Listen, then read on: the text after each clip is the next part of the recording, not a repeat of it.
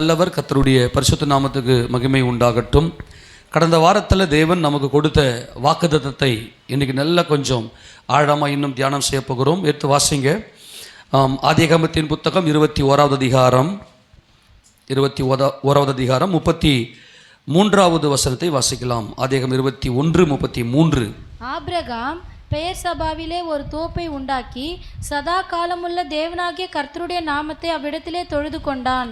இந்த வாக்குத்தத்தத்தை கர்த்தர் என்மேல் பிரியமாக இருந்தபடியால் அவர் என்னை விசாலத்திலே கொண்டு வந்து வைத்தார், என்னை தப்புவித்தார். எல்லா விதமான சோதனை, நெருக்கங்கள், சத்துரு போராட்டங்கள் எல்லாவற்றிலும் இருந்து என்னை தப்புவித்தார் என்பதை நமக்கு தேவன் வாக்குத்தத்தமாக கொடுத்திருக்கிறார். அதனால் இனி உங்கள் வாழ்க்கையில் எந்த ஒரு சோதனையோ நெருக்கமோ கண்ணீரோ எதுவும் உங்களை தொடாது என்பதுதான் இதனுடைய மகிமையான வாக்குத்தத்தம். இதில் ஆபிரகாம் தொழுது கொண்டான் என்கின்ற ஒரு மகிமையான ஒரு வாக்குத்தத்தத்தை இங்கே நாம் பார்க்கிறோம். அதுவும் அந்த இடத்துல பார்த்தீங்கன்னா ஒரு பெரிய வெளிப்பாடு ஆபிரகாமுக்குள் இருக்கிறது. சதா காலமும் உயிருள்ள தேவன், சதா காலமும் உள்ள தேவன், சதா காலமும் உள்ள தேவன். எல்லாம் கொஞ்சம் ஒரே ஒரு விஷயத்தை மட்டும் கொஞ்சம் கவனித்து கொள்ளுங்க. இது ஆபிரகாமுடைய வாழ்க்கையில் ஒரு பெரிய ஜீவனை உண்டாக்கின ஒரு நேரம். அது ஆபிரகாமுடைய வாழ்க்கையில் ஒரு ஜீவன் உண்டானது, ஒரு பெரிய மகிமை உண்டானது. ஏனென்றால் ஆபிரகாமுடைய இருதயம் தேவனை தொழுது கொள்ள ஆரம்பித்தது, சதா காலமும் உள்ள தேவனை தொழுது கொள்ள ஆரம்பித்தது. அப்போது இந்த இடத்துல சதா காலமும் உயிருள்ள தெய்வம் அப்படின்னு சொன்னால் என்ன, சதா காலம் உள்ள தேவனாகிய கர்த்தர் அப்படின்னா என்ன அப்படின்னா, ஆபிரகாமுக்குள்ள ஒரு பெரிய மனமகிழ்ச்சி உண்டானது. ஆபிரகாம் என்ன உண்டாச்சு?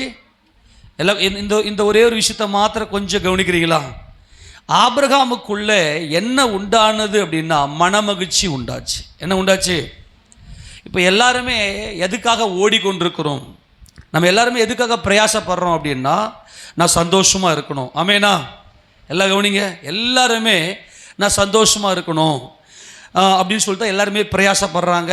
ஒவ்வொருத்தருக்கு ஒவ்வொன்று சந்தோஷத்தை கொடுக்கும், ஒவ்வொன்று மனமகிழ்ச்சியை கொடுக்கும். சின்ன பிள்ளைங்களுக்கெல்லாம் பார்த்தீங்கன்னா சின்ன சின்ன டாய்ஸ், பொம்மைகள் எல்லாமே பார்த்தீங்கன்னா அவங்களுக்கு மனமகிழ்ச்சியை கொடுக்கும். அவங்க அப்படியே கொஞ்சம் வளருவாங்க, அதை தூக்கி போட்டுருவாங்க. இன்னொன்று, அவங்களுடைய சரீர வளர்ச்சிக்கு ஏற்றாறு போல அவர்களுக்கு மனமகிழ்ச்சியினுடைய அந்த நோக்கங்கள் வித்தியாசப்படும்.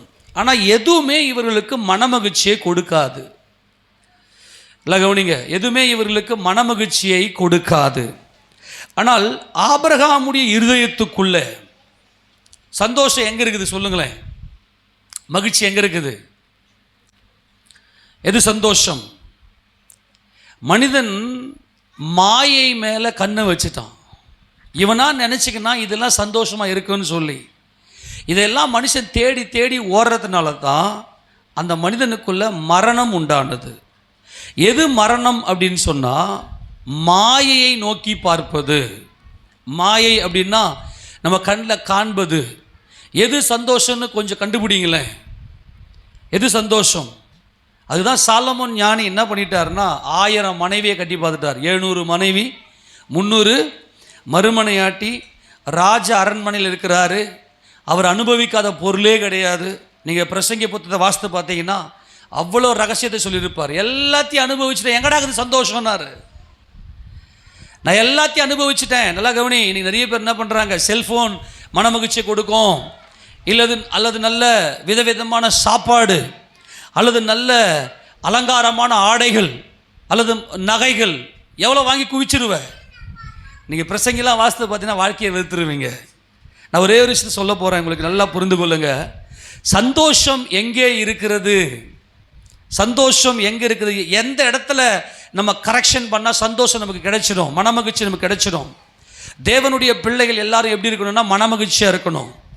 ஆபிரகாம், நல்லா கவனிங்க, ஆதாம் பாவம் செய்துவிட்டு உண்மையான மனமகிழ்ச்சி இழந்துவிட்டு, மன நிம்மதியை இழந்துவிட்டு அவன் வாழ்க்கையில் போராடி கொண்டிருந்தான்.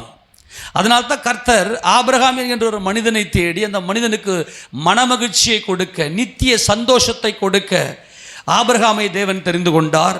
ஆனால் ஆபிரகாமுடைய வாழ்க்கையில் நீங்கள் பார்த்தீங்கன்னா ஆபிரகாமுடைய இருதயத்தில் எங்கேயோ ஒரு இடத்துல மாயை இருந்தது.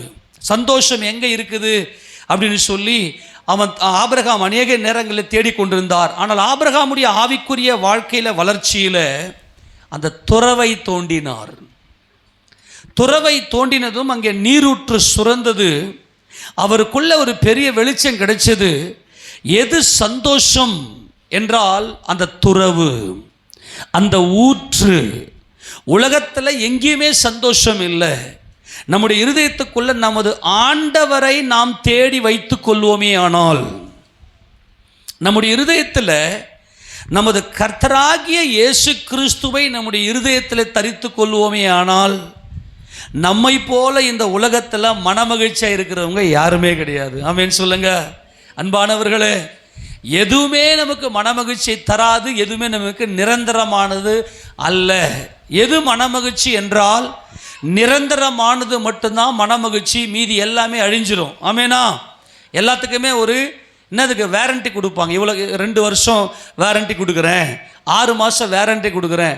அப்போ 2 வருஷத்துக்கு அப்புறம் 6 மாதத்துக்கு அப்புறம் அது அழிஞ்சிடும். ஆக எதுவுமே மனமகிழ்ச்சி இல்லை. ஆமேனா? வாலிப ஆண் பிள்ளைகளுக்கெல்லாம் வாலிப பெண் பிள்ளைகள் தான் மனமகிழ்ச்சி நினைக்கிறாங்க. அவங்களும் ஒரு நாளைக்கு கிழவியாக போயிடுவாங்க. அதே மாதிரி வாலிப பெண் பிள்ளைகள்லாம் வாலிப ஆண் பிள்ளைகளை பார்த்து இவங்க தான் மனமகிழ்ச்சி, எல்லாம் மாயாக போயிடும். அன்பாய் சொல்லுகிறேன், நம்முடைய இருதயத்துக்குள்ள மனமகிழ்ச்சி வேண்டும், சந்தோஷம் வேண்டும். அதுக்கு ஒரே ஒரு வழி, நமது ஆண்டவராகிய இயேசு கிறிஸ்து மட்டும்தான் நம்முடைய இருதயத்தில் மனமகிழ்ச்சி. நீங்கள் மகிழ்ச்சி வேணும்னு நீங்கள் உலகத்தெல்லாம் ஓடி தேடி திரிஞ்சிங்கன்னா எங்கேயுமே கிடைக்காது. நல்லா புரிந்து கொள்ளுங்க. நம்முடைய இருதயத்துக்குள்ள தேவனை கொண்டு வந்து வைத்து விடுவோமே ஆனால், நம்முடைய இருதயத்துக்குள்ள கர்த்தரை கொண்டு வந்து வைத்து விடுவோமே ஆனால், நமது ஆண்டவராகிய இயேசு கிறிஸ்துவை நோக்கி பார்ப்போமே ஆனால், அதுக்கு நிகர் எதுவுமே கிடையாது. ஏனென்றால் நமது ஆண்டவர் சதா காலமும் உள்ள தேவன்.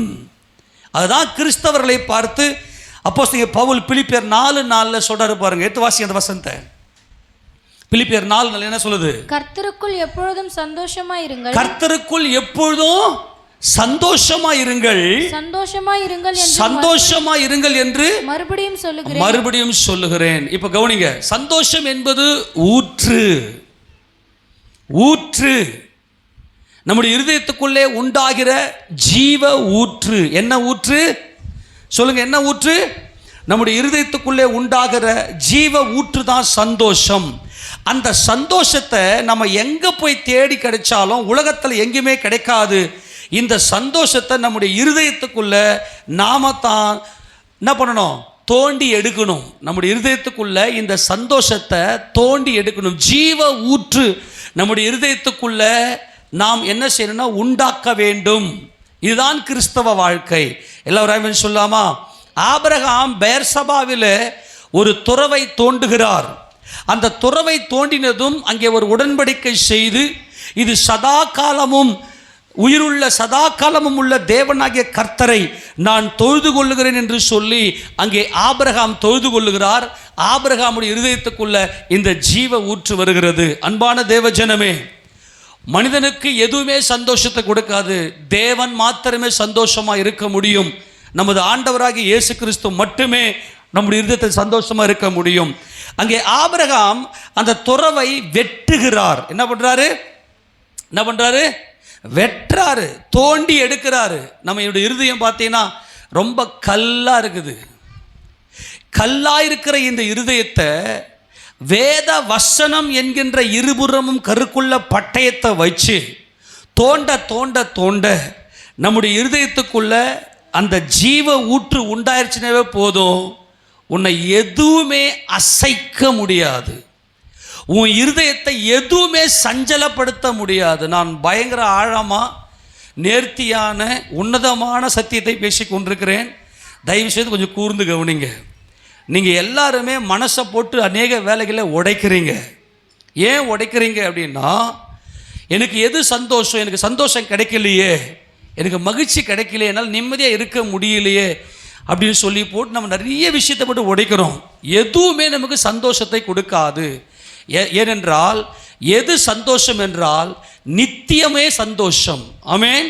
நித்தியமானது தான் சந்தோஷம். அது அழியாது, அது மாறாது, அது என்றென்றைக்கும் நிலைத்திருக்குமே. அது மட்டும்தான் சந்தோஷத்தை கொடுக்கும். எது நித்தியமானது என்றால் நமது ஆண்டவர் மட்டுமே நித்தியமானவர். அவர் மட்டுமே சதா காலமும் உயிருள்ளவராய் இருக்கிறவர். அவரை எடுத்து உங்கள் இருதயத்தில் வச்சு தியானம் பண்ணுங்க. அந்த ஊற்று உங்கள் இருதயத்தில் உண்டாயிருச்சுன்னா, அந்த சந்தோஷத்தின் ஊற்று உங்கள் இருதயத்தில் உண்டாயிருச்சுன்னா, உங்களுடைய இருதயம் அப்படியே மனமகிழ்ச்சினால் கெம்பீரித்து துள்ளி குதிக்கும். ஆமேனா? பயங்கரமாக கெம்பீரித்து துள்ளி குதிக்கும். அதுக்கு என்ன செய்யணும்? அங்கே ஒரு துறவுக்கு வெட்டுறாரு இல்லையா, அந்த வசந்த மறுபடியும் கூட வாசிங்க பார்க்கலாம். அந்த 30வது வசந்த வாசிங்க, ஆதியாகமம் 21:30. அதற்கு அவன் நான் இந்த துறவு தோண்டினதை குறித்து நீர் சாட்சியாக இந்த 7 பெண்ணாட்டு குட்டிகளை என் கையில் வாங்கிக் கொள்ள வேண்டும் என்றான். ஆமேனா? அப்ப இது நமது ஆண்டவராக இயேசு கிறிஸ்து மணவாட்டி சபைக்காக தம்முடைய உயிரையே கொடுத்து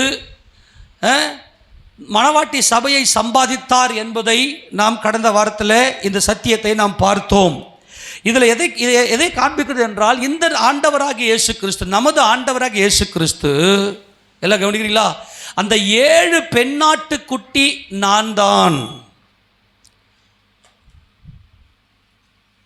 எப்பொழுது நம்முடைய இருதயத்தில் இந்த துறவு உண்டாக்கப்படும், இந்த துறவு என்பது அது ஜீவ ஊற்று.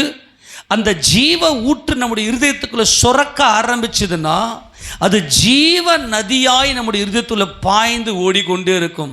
அந்த ஜீவ நதி தான் சந்தோஷம். சந்தோஷம் உலகத்தில் எங்குமே இல்லை. மனமகிழ்ச்சி வேற எங்குமே இல்லை. நித்திய ஜீவன் வேற எங்குமே இல்லை. அது நம்முடைய இருதயத்துக்குள்ள தான் இருக்குது. எப்பொழுது நாம் நித்திய ஜீவனை பெற்றுக்கொள்கிறோம் என்றால் மனமகிழ்ச்சியை அடையும் போது. எது மனமகிழ்ச்சி என்றால், என் ஆண்டவராகிய இயேசு கிறிஸ்து என் இரட்சகர், அவர் என் மீட்பர், அவர் தேவனுடைய குமாரன். தேவன் நித்தியமானவர், அதரிசனமானவர், அவர் என்றென்றைக்கும் உயிரோடு இருக்கிறவர். அப்ப இயேசு கிறிஸ்து தேவனுடைய குமாரன். அவர் என்னை நித்திய காலமாய் தேவனுடைய ராஜ்யத்தில் கொண்டு போய் சேர்க்கிறதுக்காக என்னை மீட்கும்படி அவர் இறங்கி வந்தார். என் பாவங்களுக்காக அவர் வெட்டப்பட்டார் என்பதை நாம் விசுவாசிக்கும் போது நம்முடைய இருதயத்தில் அந்த ஊற்று உண்டாகிறது. எத்தனை பேர் சொல்றது புரியுது? ஆமேனா? இயேசு கிறிஸ்து இரட்சகர் என்று விசுவாசிக்கும் போது உங்க இருதயத்துக்குள்ள அந்த ஊற்று உண்டாகுது. அந்த ஊற்று யாருடைய உள்ளத்தில் இருக்குதோ அவங்க தான் ரட்சிக்கப்பட்டவங்க. அவங்களுக்கு சந்தோஷத்தை தேடி வேறு எங்கேயுமே போக மாட்டாங்க. அவங்க தேவ பிரசன்னமே அவங்களுக்கு சந்தோஷம். தேவனை நோக்கி பார்த்து பாடி துதித்து ஆராதித்து அவர் சமூகத்தில் மகிமையாய் காண்பித்திருப்பாங்களே, அதுதான் அவர்களுக்கு சந்தோஷம். ஏனென்றால் அவர்கள் சதா காலமும் உயிருள்ள தேவனை அவர்கள் ஆராதிக்கிறார்கள். மீதி எல்லாம் அழிஞ்சிடும், மீதி எல்லாம் எக்ஸ்பயர் ஆகிடும். ஆமேனா? வெளிப்படுத்தின விசேஷம் 4ஆம் அதிகாரம் 8ஆம் வசனம் வாசிங்க பார்க்கலாம். வெளிப்படுத்தின விசேஷம் 4ஆம் அதிகாரம் 8ஆம் வசனம் வாசிங்க. அந்த 4 ஜீவன்களிலும் ஒவ்வொன்றும் அவ்வாறு சிறகுகள் உள்ளவைகளும் சுற்றிலும் உள்ளேயும் கண்களால் நிறைந்தவைகளுமாய் இருந்தன. அவைகள் இருந்தவரும் இருக்கிறவரும் வருகிறவரும் ஆகிய சர்வ வல்லமையுள்ள தேவனாகிய கர்த்தர் பரிசுத்தர் பரிசுத்தர் பரிசுத்தர் என்று இரவும் பகலும் ஓய்வில்லாமல் சொல்லிக் கொண்டிருந்தன. தொடர்ந்து வாசி. மேலும் சிங்காசனத்தின் மேல் வீற்றிருந்து சதா காலமும், எல்லாம் சொல்லுங்க, சதா காலங்களிலும் உயிரோடு இருக்கிறவருக்கு அந்த ஜீவன்கள் மகிமையும் கனத்தையும் ஸ்தோத்திரத்தையும் செலுத்தும் போது 24 மூப்பர்களும் சிங்காசனத்தின் மேல் வீற்றிருக்கும் முன்பாக வணக்கமாய் விழுந்து சதா காலங்களிலும் உயிரோடு இருக்கிறவரை தொழுது கொண்டு தங்கள் கிரீடங்களை சிங்காசனத்துக்கு முன்பாக வைத்து. அல்லேலூயா. நல்லா கவனிங்க. யாருடைய இருதயத்துக்குள்ள இந்த ஜீவ ஊற்று இருக்குதோ, இயேசு கிறிஸ்து எனக்காக அடிக்கப்பட்டார், எத்தனை பேர் விசுவாசிக்கிறீங்க? உங்க உள்ளத்துல தான் இந்த ஜீவ ஊற்று உண்டாயிருக்கணும். யார் யாரெல்லாம் இயேசு கிறிஸ்து என் இரட்சகர் என்று சொல்லி என் சந்தோஷம், என் மனமகிழ்ச்சி, என் மீட்பர், என்னை காக்க வந்தவர் என்று சொல்லி யார் யாரெல்லாம் நமது ஆண்டவராக இயேசு கிறிஸ்துவை தங்கள் சொந்த இரட்சகராக ஏற்றுக்கொண்டார்களோ அவர்கள் இருதயத்தில் சதா காலமும் உயிருள்ள தேவனை தொழுது கொண்டே இருப்பார்கள். தங்கள் கிரீடங்களை அவருடைய பாதத்தில் இறக்கி வைத்து சதா காலமும் உயிரோடு இருக்கிற இயேசு ராஜாவுடைய நாமத்தில் பிதாவாகிய தேவனை எப்போதும் தொழுது கொண்டே இருப்பாங்க. அவங்க இருதயத்தில் அந்த ஜீவ ஊற்று, அந்த ஜீவ நதி பாய்ந்து கொண்டே இருக்கும். அவங்களுக்கு சந்தோஷத்தை எந்த சக்திக்கும் இல்லை அடக்குவதற்கு. எந்த ஒரு சம்பவமே அவங்களுடைய மனமகிழ்ச்சியை ஒடுக்கவே முடியாது. இந்த மனமகிழ்ச்சி தான் நித்திய ஜீவன். இந்த ஜீவ ஊற்று தான் நித்திய ஜீவன். இவங்க தான் பரலோகத்துக்கு போவாங்க. யார் யாருடைய இருதயத்துக்குள்ள இந்த சதா காலம் அப்படின்னா அவங்களுடைய இருதயத்துக்குள்ள ஜீவ ஊற்று ஓப்பன் ஆகிருக்கும், திறந்திருக்கும். அவங்க என்ன செய்வாங்கன்னா எப்பொழுதுமே மனமகிழ்ச்சியாக இருப்பாங்க. எல்லாரையுமே சந்தோஷத்துக்குள்ள ஆழ்த்துவாங்க. அவங்களுக்கான ஒரே ஒரு அடையாளம் என்னவென்று சொன்னால், தங்கள் கிரீடங்களை இறக்கி வச்சுட்டு தன்னுடைய குடும்பத்தார், தன்னுடைய சகோதரர்கள், தம்முடைய சபையார், தங்கக்கிட்ட நெருங்கி நிற்கிற யாவரோடும் கூட அவர்கள் சமாதானமாக இருந்து, உன்னால் எனக்கு என்ன நன்மை உண்டாகும் என்பது கடின இருதயம், என்னால் என் சகோதரர்களுக்கு எப்படிப்பட்ட நன்மை உண்டாகும் என்பது ஜீவ ஊற்று. ஆமென் சொல்லுங்க. இவங்க தான் இயேசு கிறிஸ்துவை தங்கள் சொந்த இரட்சகராக ஏற்றுக்கொண்டவர்கள். நீங்கள் சபையில் வந்து நானும் சர்ச்சுக்கு வந்துட்டு போகிறேன் அப்படின்னு வந்து உட்காந்துட்டு போகிறதில் ஒரு பிரயோஜனமும் இல்லை. அந்த 7 பெண்ணாட்டுக்குட்டி நானே, அந்த 7 பரிபூர்ணமான சபை நானே, கிறிஸ்து என் இரட்சகராக இருக்கிறார் என்று சொல்லி நம்முடைய பாவங்களுக்காக நம்ம நொந்து, நான் ஒரு பாவியாக இருக்கிற ஆண்டவரே, என் பாவத்துக்காகத்தான் நீங்கள் சிலுவையில் பலியாகி என்னை மீட்டெடுத்தீங்கன்ற அந்த உண்மையான மனசாட்சியோடு இருக்கிற இருதயத்தில் இந்த ஜீவ ஊற்று திறந்துட்டுருக்கும். இவங்க தான் ஆபிரகாமுடைய சந்ததி. எப்போ எல்லாம் கவனிக்கிறீங்களா? எல்லாம் கவனிக்க. உங்கள் இருதயத்தில் இந்த ஜீவ ஊற்று இருக்குதான்னு பார்த்துங்க. இந்த ஜீவ ஊற்று இருக்கிறவங்களுக்கு அவங்கள போயிட்டு யாரும் கெயிட் பண்ணவே தேவையில்லை. அவங்களே ஆட்டோமேட்டிக்காக சபையோடு கனெக்ட் ஆகிடுவாங்க. சொல்லப்போனால் இதுதான் பரிசுத்த ஆவியானவருடைய அபிஷேகத்தினுடைய வல்லமை. இந்த ஜீவ ஊற்று இருக்கிறவங்க தேவனுக்கும் அவர்களுக்கும் ஒரு தனிப்பட்ட உறவு தான் இந்த ஜீவ ஊற்று. சந்தோஷம் உலகத்தில் வேற எங்குமே இல்லை, தேவன் மட்டுமே சந்தோஷம். அந்த தேவன் குடிகொள்ளுகிற இடம்தான் நம்முடைய இருதயம். நம்முடைய இருதயத்தில் தேவனை பரிபூர்ணமாய் விசுவாசித்து அவரை நோக்கி பார்க்கும்போது தான் இந்த ஜீவ ஊற்று உண்டாகிறது. இதுதான் கிறிஸ்தவ வாழ்க்கையினுடைய அடையாளம். இந்த ஜீவ ஊற்று எப்படிப்பட்டதாக இருக்குது? எடுத்து வாசிங்களேன். நீதிமொழிகளின் புத்தகம் 10ஆம் அதிகாரம் 11ஆம் வசனத்தை வாசிக்கும் போது இந்த ஜீவ ஊற்று என்ன ஆகுது பாருங்க. நீதிமொழிகள் 10:11. நீதிமானுடைய வாய் ஜீவ ஊற்று, ஜீவ ஊற்று, கொடுமையோ துன்மார்க்கருடைய வாயை அடைக்கும். எல்லாம் கவனிக்கிறீங்களா? பாருங்க, கிறிஸ்தவர்கள் யார் அப்படின்னா நீதிமான். கிறிஸ்தவன் யாரு? நீதிமான். இவன் வாய் எப்படிப்பட்டது அப்படின்னா ஜீவ ஊற்று. எல்லாருக்கும் ஜீவனை கொடுக்கும், யாரு கூடயுமே சண்டை போடாது.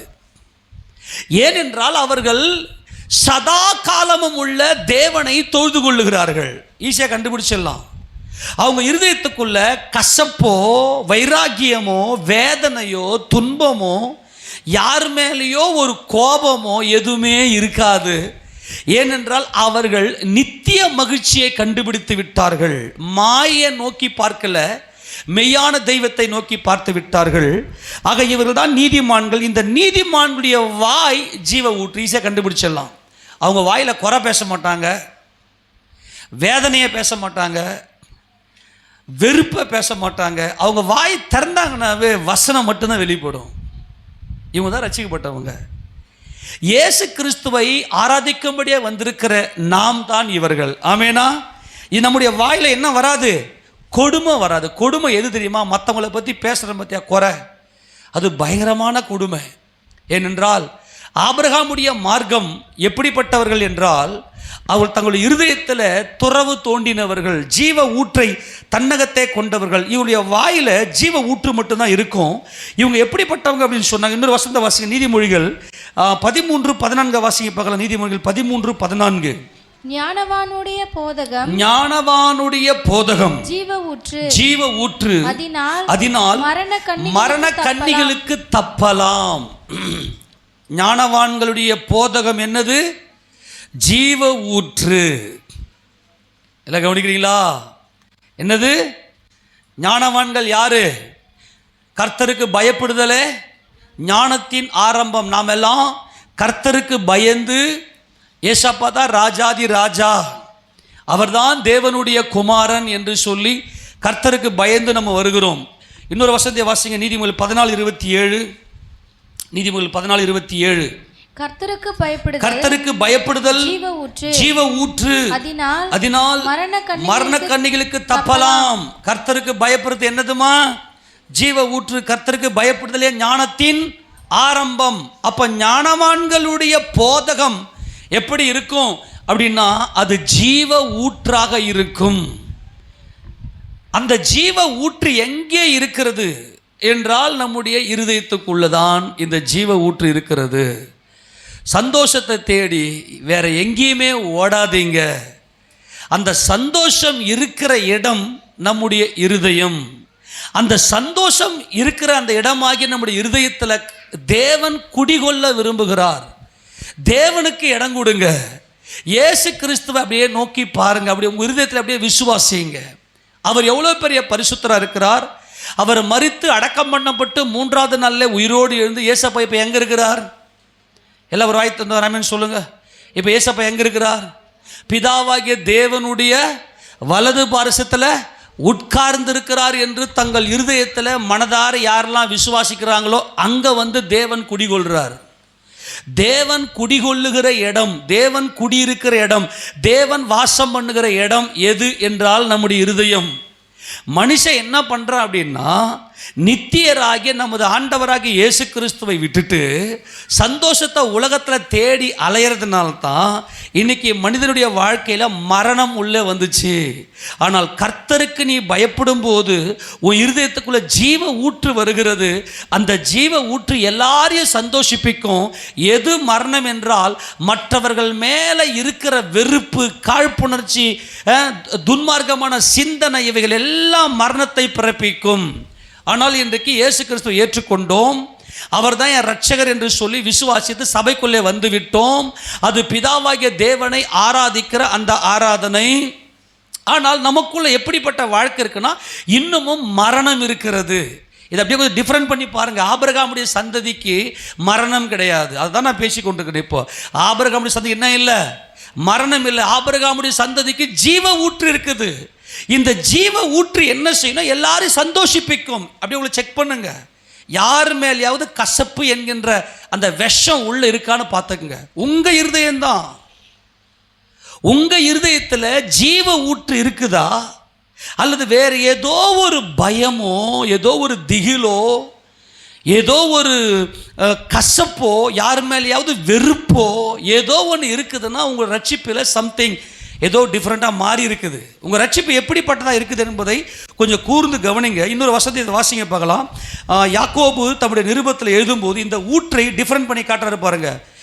யாக்கோபு 3வது அதிகாரத்தில், யாக்கோபு 3வது அதிகாரம் 6வது வசனத்தை வாசிங்க பார்க்கலாம். நாவும் நெருப்புதான், அது அநீதி நிறைந்த உலகம். நம்முடைய அவயவங்களில் நாவானது முழு சரீரத்தையும் கரைப்படுத்தி ஆயுள் சக்கரத்தை கொளுத்தி விடுகிறதாயும் நரக அக்கினியில் கொளுத்தப்படுகிறதாயும் இருக்கிறது. எதுதான் நரகத்துக்கு போகுது? நம்ம பேசுற வார்த்தை. நாக்கு தான் நெருப்பு. இன்னைக்கு மனுஷனை நரகத்தில் தள்ளுறது எது அப்படின்னா நாவு. அவன் இருதயத்துக்குள்ளிருந்து மாம்சிகத்திலிருந்து ஒரு ஊற்று சுரக்குது. அது ஸ்டாப் ஆகி அந்த ஊற்று தூர்க்கப்பட்டு போய் நம்முடைய இருதயத்துக்குள்ள ஜீவ ஊற்று வரணும். நல்லா கவனிங்க. இதுதான் ஆபிரகாமுடைய சந்ததி. அந்த ஜீவ ஊற்று யார் என்றால் சதா காலமும் உயிருள்ள தெய்வம். ஆமேன் சொல்லுங்க எல்லாரும், ஆமேன் சொல்லுங்க. சதா காலமும் உயிருள்ளவர் யாரு? நித்தியமானது தான் நமக்கு மனமகிழ்ச்சியை கொடுக்கும். இதெல்லாம் அப்படியே ஒன் பை ஒன்னா கம்பைன் பண்ணி உங்க மைண்ட்ல வச்சுக்கங்க. தொடர்ந்து வாசிங்க அந்த வசனத்தை. சகலவிதமான மிருகங்கள், பறவைகள், ஊரும் பிராணிகள், நீர்வாழும் ஜந்துக்கள் ஆகிய இவைகளின் சுபாவம் மனுஷ சுபாவத்தால் அடக்கப்படுவதும் உண்டு. நாவை அடக்க ஒரு மனுஷனாலும் உன் நாக்கு அடக்க முடியுமா? இப்போ கூட பார்த்தீங்கன்னா உள்ளுக்குள்ளேயே என்னென்னமோ சிந்தனை ஓடினு இருக்கும், வார்த்தைகள் ஓடினு இருக்கிறோம் இல்லையா? நீங்கள் ரட்சிக்கப்பட்டிருக்கிறீங்களா என்பதை உறுதிப்படுத்திக் கொள்ளுங்கள் அன்பானவர்களே. தேவன் நம்மை மனமகிழ்ச்சி உடையவர்களாய், சந்தோஷம் உடையவர்களாய், என்னென்னைக்கோ சதா காலமும் தேவனை தொழுது கொள்ளக்கூடியவர்களாய் இருக்க வேண்டும் என்று நம்மை விசேஷ விதமாய் அழைத்திருக்கிறார். ஆனால் எல்லா விதமான மிருகங்கள் எல்லாம் அந்த சுபாவத்தில் அடைக்கிறோம். ஒரு மாடு, மனுஷன் இப்போ சிங்கம் புலியெல்லாம் வளர்க்குறான். அந்த சுபாவத்தெல்லாம் அடக்கி, நல்லா கவனிங்க, அந்த சுபாவத்தெல்லாம் அடக்கி தனக்குள்ளே வைத்து கொண்டு எல்லாவற்றையும் ஆளுகை செய்கிறான். ஆனால் நமக்கு அடங்காது எதுனா நம்முடைய நாக்கு. இந்த நாக்கு என்ன செய்யும்னா தேவனுடைய சாயலை சிருஷ்டிக்கப்பட்ட மனுஷனை தூஷிக்கும். இதுதான் நாம் ரட்சிக்கப்பட்டிருக்கிறோமா, நாம் ரட்சிக்கப்படாத இருக்கிறோமா, நம்முடைய சந்தோஷத்துக்கு எது ஒரு அடையாளமாக இருக்குது என்பதை நீங்கள் இதை வச்சு தான் பார்த்துக்கணும். தொடர்ந்து வாசிங்களேன்.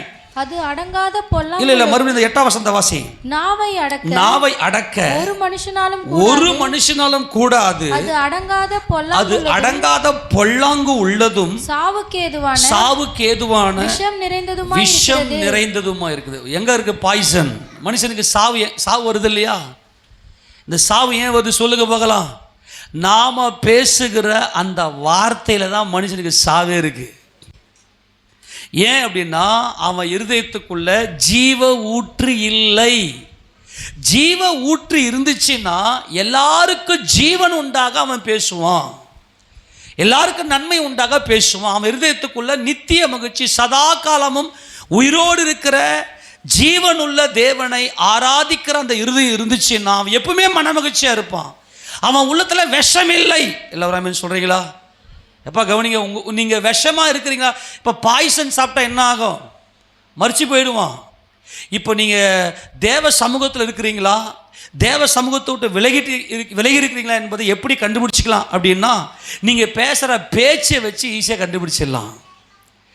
உங்கள் வார்த்தையில் விஷம் இருந்து யாருடைய மனதாவது புண்படும்படியாய் நீங்கள் பேசுவீங்க அப்படின்னா உங்கள் ரட்சிப்பு கொஞ்சம் எங்கேயோ தடுமாற்றமாக இருக்குது. அதை உட்காந்து தேவ சமூகத்தில் உட்காந்து சரி செய்து கொள்ளுங்க. ஏன்னா அது பயங்கரமான விஷம் நிறைந்ததாக இருக்கிறது. ஆபிரகாமுடைய சந்ததி அப்படி அல்ல. அது சதா காலமும் உயிருள்ள ஜீவனுள்ள தேவனை ஆராதிக்கிற சந்ததி. அது என்ன செய்யும்? வாசிங்க பார்க்கலாம் தொடர்ந்து. அதனாலே நாம் பிதாவாகிய தேவனை துதிக்கிறோம். இதுதான் ஜீவ ஊற்று. நீ பிதாவாகிய தேவனை துதிக்கிறது உண்மையா இருந்தால் தேவ சாயல்ல படைக்கப்பட்ட மனுஷனை சபிக்க மாட்ட. தேவன் நம்மை அழைத்ததே இந்த அன்பிலே பரிபூர்ணப்படுவதற்காகத்தான். வாசி தொடர்ந்தது. தேவனுடைய சாயலின்படி உண்டாக்கப்பட்ட மனுஷரை அதனாலே சபிக்கிறோம். துதித்தலும் சபித்தலும் ஒரே வாயிலிருந்து புறப்படுகிறது. என் சகோதரரே, இப்படி இருக்கலாகாது. ஒரே ஊற்று கண்ணிலிருந்து தித்திப்பும் கசப்புமான தண்ணீர் சுரக்குமா? கவனிச்சிங்க. இதே வாயில ஏசப்பா தேவனே அப்படின்னு சர்ச்சுக்கு வந்து சர்ச்சிலையும் இங்க வந்து ஆண்டவரை துதிக்கிற, ஆனா அதே வாயில தேவனுடைய சாயல்ல படைக்கப்பட்ட மனுஷனை சபிக்கிற. ஆபிரகாமுடைய சந்ததி எப்படிப்பட்ட சந்ததி என்றால் ஜீவனுள்ள தேவனை, சதா காலமும் உயிருள்ள தேவனை ஆராதிக்கிற சந்ததி தான் ஆபிரகாமின் சந்ததி. அதுதான் சபையார்.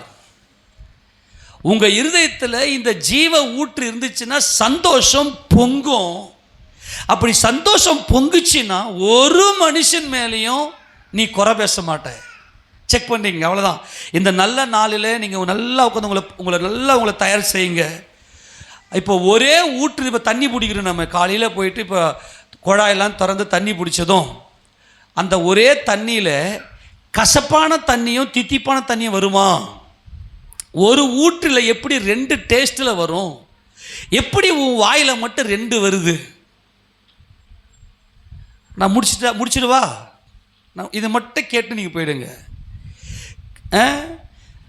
கர்த்தராகிய இயேசு கிறிஸ்துவை விசுவாசிக்கிற நாம் ஆபிரகாமின் சந்ததியாராயும் வாக்குத்தத்தத்தின்படி சுதந்திரராயும் இருக்கிறோம். ஆபிரகாமுக்குள்ள ஒரு தெளிவான ஒரு விளக்கம் வந்துருச்சு, கிறிஸ்து எனக்காக சிலுவையில் யாவையும் செய்து முடிப்பார் என்று. அவரை விசுவாசித்ததுமே அவருடைய இருதயத்துக்குள்ள அந்த ஜீவ ஊற்று திறந்து விட்டது. அதனால் ஆபிரகாம் எல்லாருக்கும் நன்மை செய்கிறவராய், ஆபிரகாம் இரக்கமுள்ள தகப்பனாய் இருக்கிறார். அதனால தான் ஆண்டவர் ஆபிராமை ஆபிரகாம் அப்படின்னு சொல்லி பெயர் மாற்றம் வைக்கிறார். அவர் எப்படிப்பட்டவர்னா எல்லாருமே இரக்கம் உள்ளவர். உனக்குள்ள இயேசு கிறிஸ்துவினுடைய அன்பு பரிபூர்ணப்படுமேயானால் எந்த மனுஷனையுமே நீ குறை சொல்ல மாட்டேன். ஏன்னா என் இருதயத்துக்குள்ள என் தேவன் வாசமாக இருக்கிறார். அவருடைய அன்பு பெருக்கெடுத்து ஓடி எல்லாருக்கும் ஜீவ ஊற்றா இருக்கும். அங்கே மரணம் இருக்காது. நீதியின் பாதையில் ஜீவன் உண்டு, அந்த பாதையில் என்ன இல்லை? மரணம் இல்லை. இப்போ மறுபடியும் 9 வாசிங்க, இந்த வசனத்தை நல்லா தெளிவாக பாருங்களேன். ஒரே ஊற்று கண்ணில் இருந்து, இல்லை 9ஆம் வசனம் வாசி. அதனாலே நம் பிதாவாகிய தேவனை துதிக்கிறோம். தேவனுடைய சாயலின்படி உண்டாக்கப்பட்ட மனுஷனை அதனாலே சபிக்கிறோம். எங்க சபிக்கிற? ஒரே வாய் தான். தெருவில் நின்று அசிங்கமா பேசுறது, அந்த குடும்பத்தில் ஒரு சின்ன ஒரு பிரச்சனை அப்படின்னா வாயை திறந்து அசிங்கமாக பேசுறது. இதை விட ஒரு பெரிய கொடுமை என்னன்னா பொய் பேசுறது. அங்கே பேசிட்டு எப்படி இங்கே வந்து நீங்கள் ஜெபிக்க முடியுதுன்னு எனக்கு தெரியல.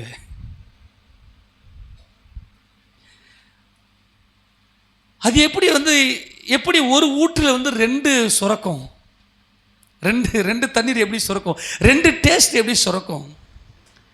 இப்போ வாலிப பிள்ளைங்களாம் என்ன பண்ணுறாங்க? இப்போ ஸ்கூலுக்கு போகிறாங்க, கல்லூரிக்கு போகிறாங்க, வெளியே எங்கேயோ போகிறாங்க. அங்கே போயிட்டு அங்கே அசிங்கமாக பேசுறது, உலகம் எப்படி நடக்குதோ அதுக்கேற்ற மாதிரி சினிமா பாட்டு, தேவையில்லாத அசிங்கமான ஆபாசமான வார்த்தைகள்லாம் பேசுகிறாங்க. ஏமா அப்படியே கொஞ்சம் கவனிங்க, எல்லாம் கவனி. உங்களுடைய ரட்சிப்படி செக் பண்ணி பாருங்கள், பார்க்கலாம். அம்மா அப்பாவை தூஷிக்கிறீங்க, யாரும் கீழ்ப்படி இல்லை. ஆனால் அதே வாயில் தேவனே அப்படின்ற எப்படி இந்த வார்த்தையை தேவன் கேட்பார்? அப்போ என்ன பிரச்சனைன்னா, இயேசு கிறிஸ்து ரட்சகர் என்று நீங்கள் விசுவாசிப்பதில் எங்கேயோ பிரச்சனை இருக்குது. நம்ம எல்லாரும் சபையிலே வந்திருக்கிறோம். இது நீங்களே கம்பேர் பண்ணிக்கங்க. நீங்கள் அப்படி இது வசனம் தான், ஆண்டவர் தான் கேட்குறார். நான் உங்களை என் பிள்ளையாக சேர்த்து கொண்டேன். இயேசு கிறிஸ்துவின் நாமத்தில் தேவன் நம்மை அவருடைய பிள்ளையாக தெரிந்தெடுத்து கொண்டார். நீ என்னுடைய பிள்ளையா இருப்பது உண்மையானால் சகோதர சிநேகம் எங்கே? இந்த வாயில தான் என்னை துதிக்கிற, அப்பான்னு என்னை கூப்பிடுற, என்னுடைய சாயலின்படி உண்டாக்கப்பட்ட இதே மனுஷனை நீ சபிக்கிறியே, அது எப்படி ஒரே ஊற்று? அங்கே சொல்ற ஆண்டவர் ஊற்று என்று சொல்ல. ஊற்று. தேவன் மனிதனை படைத்த நோக்கமே என்னன்னா, அவர் வாசம் பண்ணுகிற வீடு நம்முடைய இருதயம்.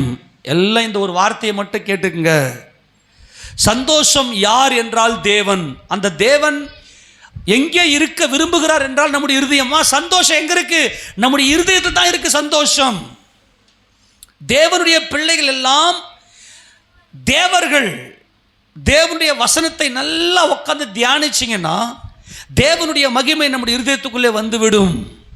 உன்னுடைய இருதயம் எப்படி? இப்போ சில பேரை பார்த்தீங்கன்னா எப்பவுமே துதிச்சுக்கினே இருப்பாங்க, பாட்டு பாடிக்கினே இருப்பாங்க. எப்போ பார்த்தாலும் ஏதாகிலும் எந்த வேலை செஞ்சாலும் அவங்களுடைய வாய் முணுமுணுத்து கொண்டே இருக்கும், பாடலை பாடிக்கொண்டே இருக்கும். இருதயத்தில் கிறிஸ்துவனுடைய அன்பு ஊற்றெடுத்திருக்கும். நல்லா பாடி துதிச்சுக்கினே இருப்பாங்க. அவங்க யாருக்கிட்ட பேசினாலும் அவ்வளவு வணக்கமாய், அவ்வளவு சாந்தமாய் பேசிக்கினே இருப்பாங்க. சில பேருக்கு அவங்ககிட்ட போய் பேசுறதுக்கு ரொம்ப பிடிக்கும். ஆனால் உங்ககிட்ட பார்த்து ஒரு 10 நிமிஷம் உட்காந்தாங்கன்னா என்ன ஆகுது? அம்மா கொஞ்சம் கற்பனை பண்ணி நீங்கள் உங்களை நீங்களே அலசிக்கொள்ளுங்களேன். உங்ககிட்ட எல்லாம் வர்றாங்களா, அல்லது எந்த மனுஷனை பற்றி நீ குறை சொல்கிறியா? எல்லோரும் உங்ககிட்ட வராங்களா செக் பண்ணி பார்த்துங்களேன். அவருக்கு அன்பாய் கேட்கிறார், என் சகோதரரே இப்படி இருக்கல் ஆகாது, துதித்தலும் சபித்தலும் ஒரே வாயிலிருந்து புறப்படுதே. துதித்தலும் சபித்தலும் ஒரே வாயிலிருந்து புறப்படுதே. அது எப்படி? அதுதான் அடிமைத்தனம். ஏதோ ஒரு மாம்சீக பாவ அடிமைத்தனம் நமக்குள்ளே இருக்கும். நாம் தேவனுடைய பிள்ளைகளாக இருக்கிறோமா என்பதை உங்களை நீங்களே தயார் செய்து கொள்ளுங்க. ஒரு தீர்மானம் எடுத்துங்க, நான் தேவனுடைய பிள்ளை. ஆமேனா, நான் தேவனுடைய பிள்ளை. இனிமேல் நான் எந்த மனுஷனையும் சபிக்க மாட்டேன். இதை மட்டும் நீங்கள் ஒரு டார்கெட்டை வச்சுக்கங்க, உங்களுடைய அளவுகோலாக வச்சுங்க, உங்களுடைய ஆவிக்குரிய வாழ்க்கையினுடைய ஒரு அளவுகோலாக வச்சுங்க. இதை மட்டும் நீங்கள் பயிற்சி எடுத்துட்டீங்கன்னா உங்கள் சந்தோஷத்தை யாருமே பறிக்க முடியாது.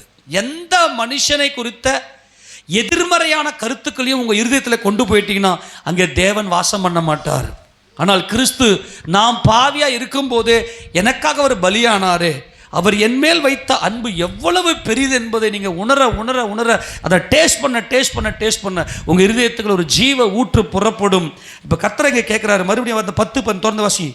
துதித்தலும் சபித்தலும் ஒரே வாயிலிருந்து புறப்படுகிறது. என் சகோதரரே இப்படி இருக்கல் ஆகாது. எல்லாரும் சொல்லாமா?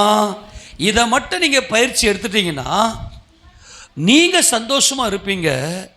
உங்க மூலமா உங்க வீட்டில் சந்தோஷம் பெருக்கெடுத்து ஓடும். இதை மட்டும் நீங்க ஒரு பயிற்சி செஞ்சிருங்களேன். நான் இனிமே யாரை பத்தியும் நான் என் வாயில சபிக்க மாட்டேன். இயேசு அப்படின்னு சொல்றேன் என் வாயில. யாரை பற்றியும் நான் குறை சொல்ல மாட்டேன்.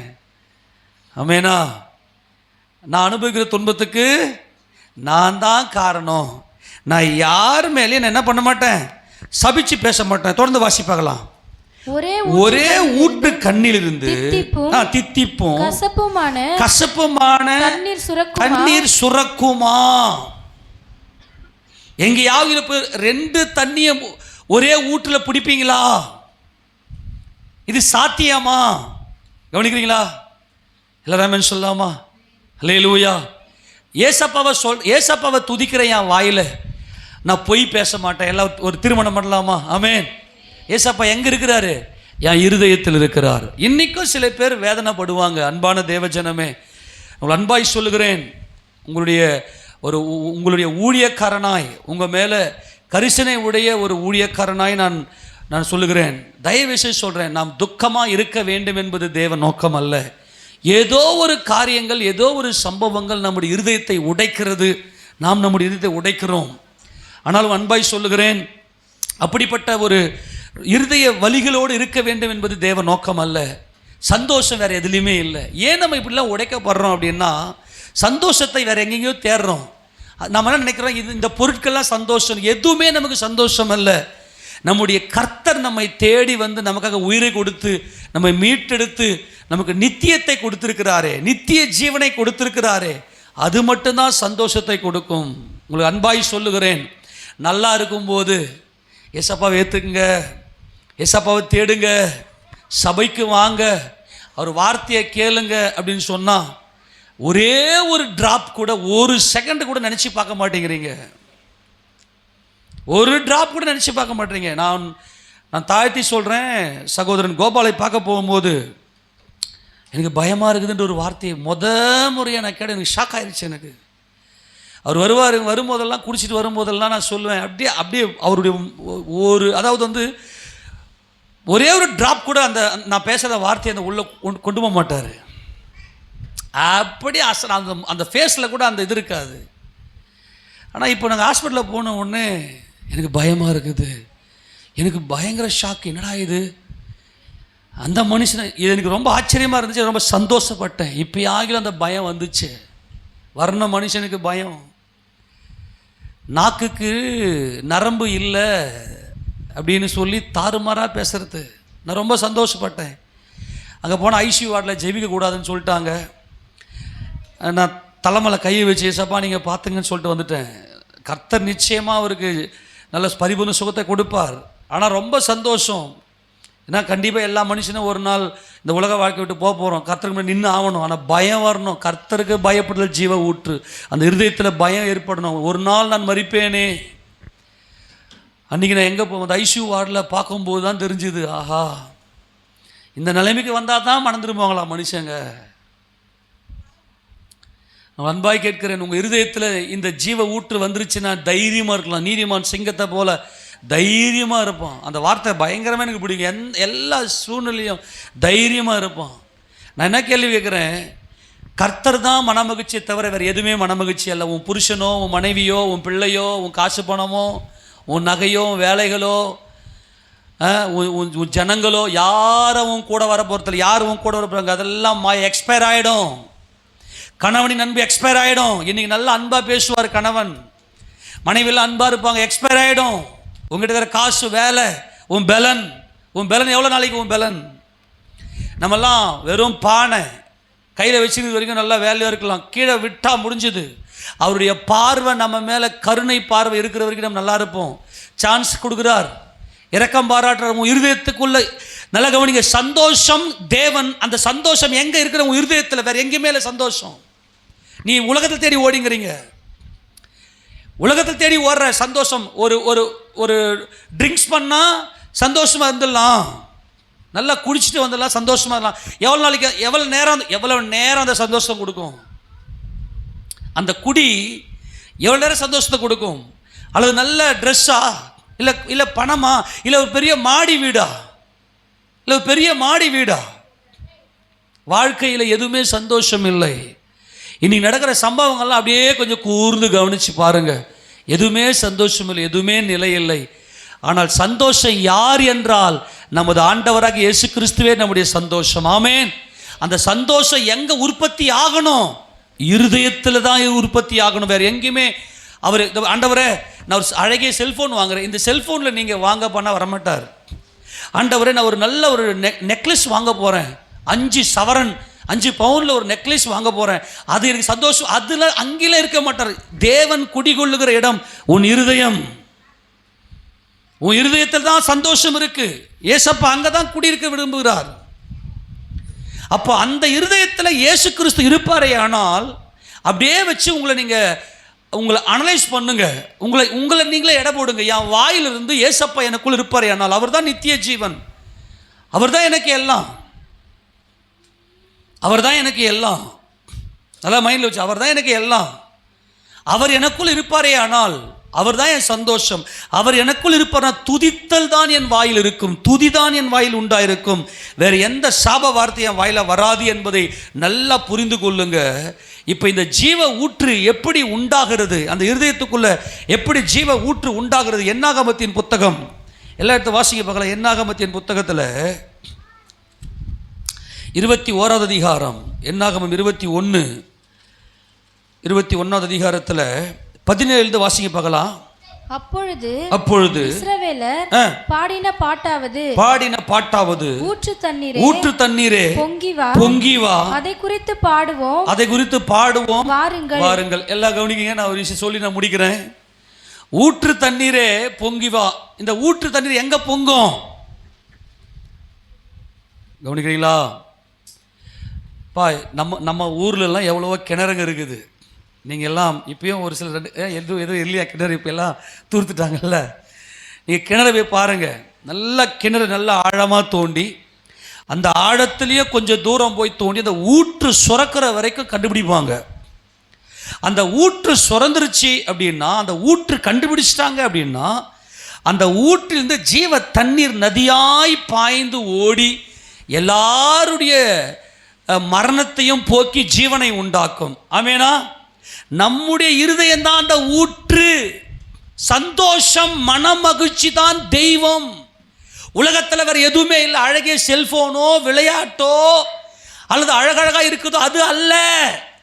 உலகத்தானுக்கு நமக்கு என்ன டிஃபரெண்ட்? உலகத்தான் சந்தோஷத்தை உலகத்தில் தேடி ஓடுறான். கிறிஸ்தவர்கள் சந்தோஷத்தை இயேசு கிறிஸ்துவுக்குள்ள கண்டுபிடிச்சிட்டாங்க.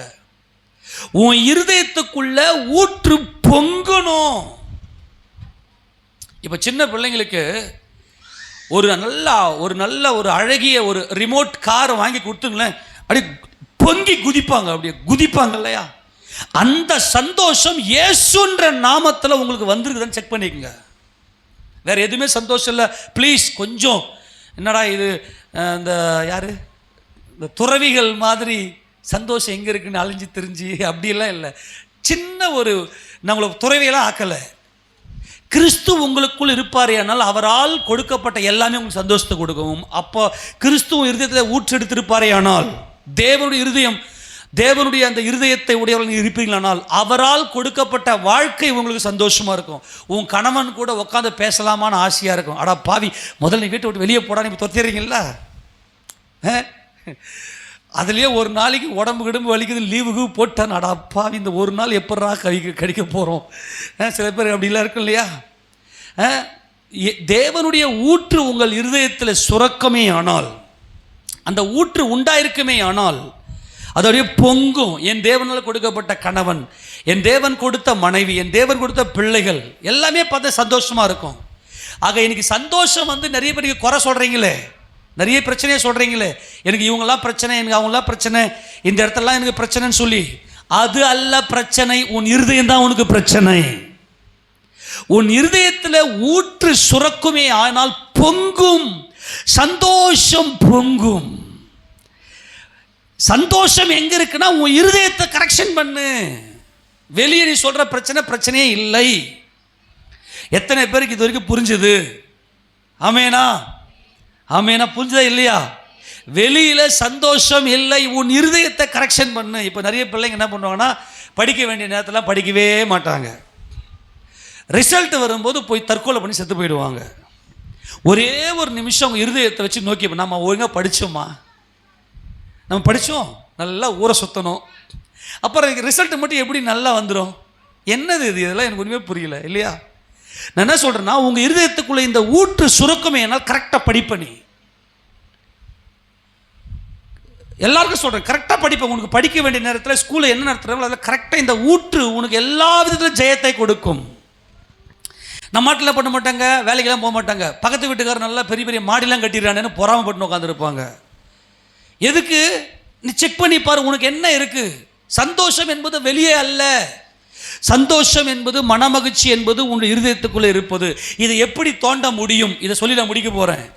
இந்த ஊற்று, நம்முடைய இருதயத்துக்குள்ளே இருக்கிற இந்த ஊற்றுக்கு என்ன வழி? இது எப்படி பொங்கும்? இந்த பாடல் எப்படி நமக்கு பிறக்கும்? மறுபடியும் இந்த வசந்த 17-18 தொடர்ந்து வாசி. அப்போது இஸ்ரவேலர் பாடின பாட்டாவது, ஊற்று தண்ணீரே பொங்கி வா, அதை குறித்து பாடுவோம் வாருங்கள். நல்லா கவனிங்க. எப்பொழுது இந்த ஊற்று சொரக்கும்? யார் யாருடைய இருதயத்துக்குள்ள தேவன் வாசமா இருக்கிறார்? உன் இருதயத்துக்குள்ள தேவன் வந்துட்டாருன்னா, எப்பா கவனிக்கலாம், வானங்களும் வானாதி வானங்களும் கொல்லாத தேவன் நம்முடைய ஆண்டவர். இந்த பூமி, இந்த பிரபஞ்சத்தில் நல்லா கவனிங்க, இந்த நம்ம இருக்கிற இல்லையா இந்த பூமி, இந்த பூமி இந்த பிரபஞ்சத்தில் ஒரு சின்ன ஒரு தூசு மாதிரி. இந்த பிரபஞ்சத்தை இன்னும் கண்டுபிடிக்கவே முடியல யாராலையுமே. இந்த பிரபஞ்சம் எவ்வளோ பெருசு! அவ்வளோ பெரிய பிரபஞ்சத்தை உண்டாக்கின தேவன் வாசமா இருக்கிற இடம் நம் இருதயம். அவர் இப்போ இருக்கிறாரான்னு தான் கேள்வி கேட்குறேன்.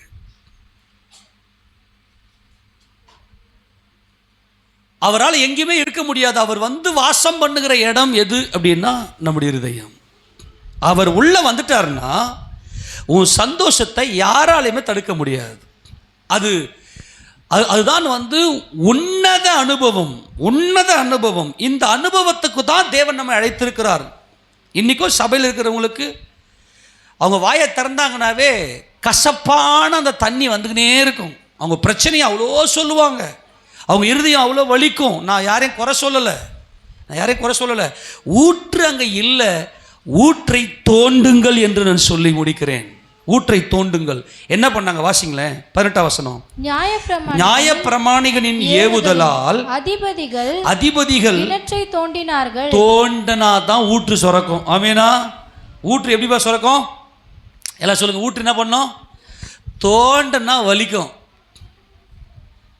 நியாயப்பிரமாணிகன் என்பது ஆசாரியன், அதிபதி என்பது ராஜா. ராஜரீக ஆசாரியன். நீ தேவனுடைய பிரமாணங்களை எடுத்து, வேத வசனத்தை எடுத்து நீ ஆராய்ச்சி பண்ணுவ பார்த்தீங்களா? எல்லாம் கவனிங்க. தேவனுடைய பிரமாணத்தை எடுத்து, இந்த வேதத்தை எடுத்து அப்படியே உங்கள் சிந்தனையில் அப்படியே ஓடிக்கினே இருக்கும். வார்த்தை ஓடிக்கினே இருக்கும். வசனம் ஒன்னோட ஒன்று அப்படியே ஜாயின் பண்ணி இந்த வசனம் ஏன் இங்கே இருக்குது, இந்த வசனத்துக்கான விளக்கம் எங்கே இருக்குன்னு சொல்லி உங்கள் இருதயத்துக்குள்ளே அந்த வசனம் ஓடிக்கினே இருக்கும். அவங்க தான் தங்கள் இருதயத்தில் இந்த ஊற்றை தோண்டினவங்க. ஆராதனை அப்படின்னு சொன்னால் அவங்க அப்படியே ஓடி வந்து இன்னைக்கு கர்த்தருடைய வார்த்தை எப்படி வெளிப்படும், கிறிஸ்துவனுடைய மகிமை எப்படி வெளிப்படும், இன்னைக்கு கிறிஸ்துவுடைய வெளிச்சம் இன்னைக்கு எப்படி வெளிப்படும், ஆண்டவரை நான் எப்படி அறிந்து கொள்ளலாம். இவர்கள் தான் தங்கள் இருதயத்தில் தோண்டினவர்கள், தங்களுடைய இருதயத்தில் இந்த ஊற்றை தோண்டினவர்கள். இதை மட்டும் நீங்கள் செஞ்சிட்டீங்கன்னா உங்களுக்கு மரணமே இல்லைங்க, உங்களுக்கு துக்கமே கிடையாது. துக்கம்தான் மரணம், துயரம்தான் மரணம், வேதனை தான் மரணம். ஆனால் நம்ம அந்த ஆண்டவராக இயேசு கிறிஸ்துவை நாம் தியானிக்க நாம் அங்கே கிணற்றை தோண்டுகிறோம். அங்கே ஜீவ ஊற்று வருகிறது. அது சகோதர ஸ்நேகத்தில் அது மகிமையாக எல்லாரையும் கூட்டி சேர்க்கும். ஜனங்களில் தொடர்ந்து வாசிமாத ஜனத்தில் மேன்மக்கள் தங்கள் தண்டாயுதங்களை கொண்டு தோண்டினார்கள் என்று பாடினார்கள். ஜனத்தின் மேன்மக்கள் தங்கள் தண்டாயுதங்களை கொண்டு என்ன பண்ணாங்களாம், தோண்டினார்களாம். என்ன தண்டாயுதம் என்பது என்ன? அது ஒரு பயங்கரமான ஆயுதம். அந்த மேன்மக்கள் என்றால் உன்னதமான தேவனுடைய மக்கள். அவங்கள ரொம்ப ஹை லெவலில் எல்லாத்தையுமே வந்து தியானிப்பாங்க. இவங்க என்ன செய்வாங்க அப்படின்னா, தங்களுடைய ஆயுதத்தை கொண்டு நான் எவ்வளவு பெரிய பாவி, என் கர்த்தர் எவ்வளவு பெரிய பரிசுத்தமாக இருக்கிறார், இந்த வேத வசனத்தை நீங்கள் தியானிக்கிறவங்களா இருப்பீங்கன்னு வச்சுங்களேன். நீங்கள் பேசுகிற வார்த்தை என்ன வார்த்தை தான் இருக்கும், வசனமாக தான் பேசுவீங்க. நீங்கள் என்ன தியானிக்கிறீங்களோ, மனுஷனுடைய இருதயத்தின் நிறைவினால் வாய் பேசும். இருதயத்தின் நிறைவினால் சொல்லுங்க, இருதயத்தின் நிறைவினால் வாய் பேசும். அப்போ நம்முடைய ஜீவ ஊற்று எப்பொழுது தோண்டப்படும் அப்படின்னா, இந்த தண்டாயுதத்தை கொண்டு தோண்ட வேண்டும். யார் தோண்டினவர்கள் என்றால் நியாயப்பிரமாணிகன் அதிபதி ஆபிரகாம் ராஜரீக ஆசாரியத்துவத்துக்கு உட்பட்டவராய் கிறிஸ்து இயேசுவினுடைய அந்த ஜெயத்தை 7 பெண்ணாட்டு குட்டிகளை நிறுத்தி அங்கே 7 நட்சத்திரங்களுடைய வலதுகரத்தில் ஏந்தி கொண்டு 7 பொன் குத்து விளக்குகள் மத்தியிலே உலாவுகிற அந்த நிலையங்கி தரித்து மார்பருகே பொற்கச்சை கட்டி கொண்டிருக்கிற இயேசு கிறிஸ்து ஆபிரகாமுடைய கண்ணுக்கு முறை தெரிந்தபடினால்தான் அந்த துறவை அவர் தோண்டினார். நியாயப்பிரமாணிகன் வேதத்தை தங்கள் கையில் வைத்துக்கொண்டு, அதிபதிகள் தங்கள் ஜனங்களுக்கு நீதி செய்கிறவர்கள் கிணற்றை தோண்டினார்கள். ஆக நீங்கள் வேத வசனத்தை நீங்கள் எந்த அளவுக்கு நீங்கள் ஆராய்ச்சி பண்ணுறீங்களோ, தியானிக்கிறீங்களோ, உங்கள் இருதயத்துக்குள்ள ஒரு ஊற்று ஓப்பன் ஆகிடும். ஆமேனா? ஒரு ஊற்று சுரந்துடும். அந்த ஊற்று சுரந்துருச்சுன்னா எல்லாருக்கும் நன்மையை மட்டுமே பேசுவீங்க. உங்கள் வாயிலிருந்து ஒரே ஒரு வார்த்தை கூட விஷம் வெளிவராது. இல்லைங்க பிரதர், அவங்க இதை பண்ணுறாங்க அதை பண்ணுறாங்கன்னு நிறைய காரணம் சொல்லுவீங்க. இவருக்கு பாரு இவ்வளோ காரணம் சொல்கிறேன், கண்ணுக்கு முன்னாடி இவ்வளோ தெளிவாக ஆதாரத்தெல்லாம் காட்டுறேன், இவருக்கு புரியல பாரு, அதெல்லாம் அங்கே செல்லாது. தேவனுடைய அந்த ஜீவன் வேற எங்கேயுமே அவரால் வாசம் பண்ண முடியாது. அவர் சர்வ வியாபகர், அவர் எல்லா இடத்துலையும் இருக்கிறார். ஆனால் அவர் எங்கே வாசம் பண்ணுகிறார் என்றால் நம்முடைய இருதயத்தில் நமது ஆண்டவராகிய தேவனுக்கு நாம் இடம் கொடுப்போமே, ஆனால் அந்த ஜீவ ஊற்று நமக்குள்ளே சுரந்து வரும். ஆக நமது ஆண்டவர் சதா காலமும் உயிருள்ள தேவனாய் இருக்கிறார். நல்லா கவனிங்களேன். இந்த வேத வசனத்தை நீங்கள் தியானிக்க முதல்ல உங்களுக்கு விடுதலை ஆவீங்க. எந்த பிரச்சனையாக இருக்கட்டும், அந்த பிரச்சனையிலேருந்து நீங்கள் விடுதலை ஆகிடுவீங்க. இந்த வசனத்தை கேட்கறதுக்கு ஒரு தாகம் இருக்கணும். நீங்கள் தான் உங்களை வச்சு தோண்ட முடியுமா? எந்த மனுஷனும் இப்போ நான் போயிட்டு என் மனைவியினுடைய இருதயத்தில் போயிட்டு என் மனைவியின் இருதயத்துக்குள்ளே என்ன இருக்குது ஏது இருக்குதுன்னா பார்த்து பாரு இது தப்பு இதில் பண்ணுன்னு சொல்லிட்டு நான் சொல்ல முடியாது. என்னுடைய மனைவி தான் என்ன செய்யணும், அந்த வார்த்தையை கொண்டு ஆமாம் கர்த்தருடைய வார்த்தை இப்படி இருக்குது, அப்போது நான் இப்படி இருக்கிறேனே அப்படின்னு சொல்லி அந்த உணர்வு தான் தோண்டுவது. கர்த்தருடைய வார்த்தை சத்தியமாக இருக்கிறது, எனக்குள்ள எதிர்மறையாக இருக்குது, இந்த வேதத்துக்கு எதிர்மறை நினைவுகள் என் இருதயத்தில் இருக்குது அப்படின்னு சொல்லி உணர்வு அடையணும். அப்படி உணர்வு அடையும் போது அப்படி அது தோண்டப்படும். அப்படி தோண்ட தோண்ட தோண்ட தேவனாகிய கர்த்தர் நம்முடைய இருதயத்துக்குள்ள ஜீவ ஊற்றாய் வந்து விடுவார். அதுக்கு தான் நம்மை தெரிந்து கொண்டிருக்கிறார். ஆமென் சொல்லாமா? உன் இருதயத்தை எனக்கு கொடுப்பியா? 23வது அதிகாரம் நீதிமொழிகள் 26 வசனத்தை வாசிங்க. நீதிமொழி 23, 26 எல்லாம் அந்த வசனத்தை கொஞ்சம் கண்ணை திறந்து பாருங்களேன். என்ன கேட்குறாரு? என் மகனே, உன் இருதயத்தை எனக்கு தா, உன் கண்கள் என் வழிகளை நோக்குவதாக. என்ன கேட்குறாரு? என் மகனே, என் மகளே, உன் இருதயத்தை எனக்கு தா. உன் இருதயத்தை எனக்கு, எல்லாம் சொல்லுங்க, உன் இருதயத்தை எனக்கு எத்தனை பேர் கொடுக்க போறீங்க? ஆமென் சொல்லுங்களேன். சர்வ வியாபகர், அவர் எங்கும் இருக்கிறார். ஆனால் அவர் எங்கு வாழ்கிறார் என்றால் உன் இருதயத்தில்.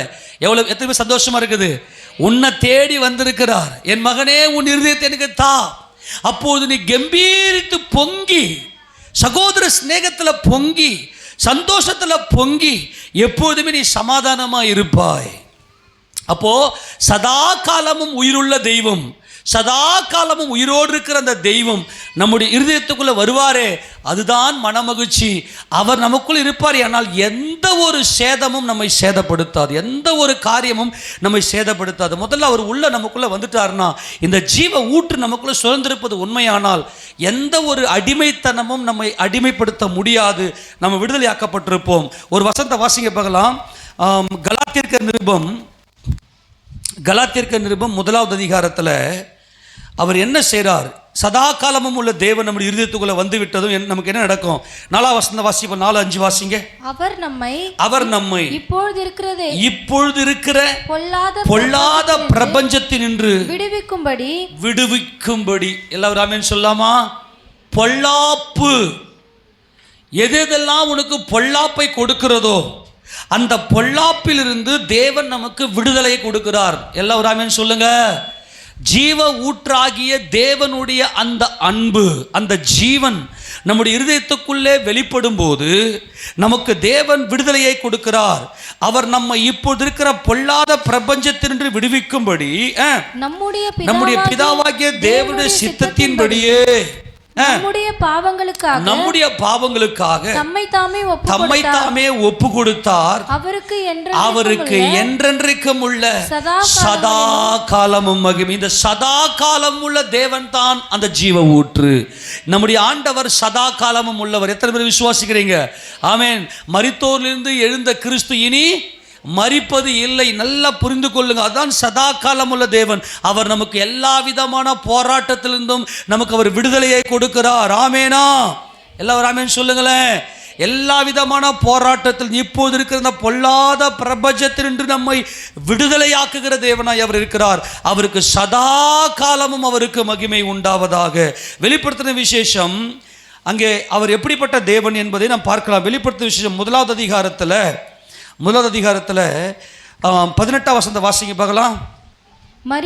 மரித்தேன் ஆனாலும் இதோ சதா காலங்களிலும் உயிரோடு இருக்கிறேன். அந்த இயேசு கிறிஸ்து உன் இருதயத்துக்குள்ளே இருப்பாரேயானால் உன் மனமகிழ்ச்சியை ஒரு மனுஷனால் தடுக்க முடியாது. நீங்கள் ஜீவனுடையவர்கள். அவர் சதா காலம். ஆபிரகாம் தொழுது கொண்டது யாரை? நமது திருத்துவ தேவனை. சதா மரித்து உயிரோடு இருந்த இயேசு ராஜாவை தான் அவர் அங்கே தொழுது கொண்டார். மரித்தேன் ஆனாலும் இதோ சதா காலம் உயிரோடு இருக்கிறேன். ஆமேன். நான் மரணத்திற்கும் பாதாளத்திற்கும் உரிய திறவுகோல்களை உடையவராயிருக்கிறேன். அல்லேலூயா. சதா காலம் என்பது நம்முடைய கண்களுக்கு தெரிஞ்சிட்ட பிற்பாடு நமக்கு ஏது மரணம்? எல்லாம் கவனிக்கிறீங்களா? எல்லாம் எக்ஸ்பயர் ஆகிடும். மாயை எல்லாம் இன்னைக்கு நல்லா பளபளப்பாக காணும், எல்லாம் பளபளப்பாக இருக்கும். ஆனால் எல்லாம் ஒரு நாள் எக்ஸ்பயர் ஆகிடும். என்ன ஆகிடும்? எல்லாம் பாழாக போயிடும், எல்லாம் அழிஞ்சு போயிடும். அதனால் அது மேலே இருதயத்தை வைத்த நாமும் அழிஞ்சிருவோம். ஆனால் நம்முடைய இருதயத்துக்குள்ள சதா காலமும் உயிருள்ளவராயிருக்கிற இயேசு கிறிஸ்துவை நோக்கி பார்ப்பேமே ஆனால் மரணமும் நமக்கு இல்லை, பாதாளமும் நமக்கு இல்லை. அல்லேலூயா. எத்தனை பேர் இருதயத்தில் அவரை தரித்து கொண்டிருக்கிறீர்கள்? ஏசப்பாவை நோக்கி பாருங்க, அவருடைய ரத்தத்தை தியானிங்க. அவருடைய சிலுவை பாடுகளை தியானிங்க. சதா காலமும் அவர் உயிருள்ளவராக இருக்கிறார். அவர் நம்மை எல்லா விதமான பிரபஞ்சத்தில் இருக்கக்கூடிய எல்லா விதமான போராட்டத்திலிருந்து நம்மை விடுதலையாக்குகிறார்.